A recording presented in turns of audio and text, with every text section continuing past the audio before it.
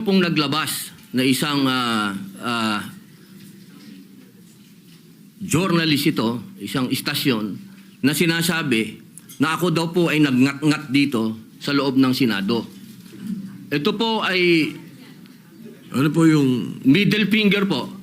Habang tayo daw po ay nagsasagawa ng lupang hinirang, nagpa-flag ceremony, ako daw po ay nagngat-ngat. Wala pong kahit na sino ang nagpapaliwanag na hindi ko po ginawa. Ang tanong ko po, meron po ba tayong tinititigan sa tinitingnan dito?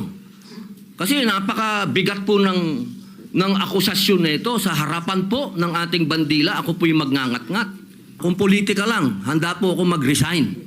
Pero pagka-religion ko po ang pinag-usapan, kahit sino sa inyo, kung ano gusto nyo, wala pong problema. Ito po, ang sinisip, naku po, ito po'y nag-iisang Diyos. Dito po nakasalalay ang aming pananampalataya. Handa po kaming magpakamatay para dito. Pangulo, kung gusto nyo ako mag-resign, ngayon na, kung gusto ninyo. Huwag nyo akong siraan. Yun lamang po. Maraming salamat po.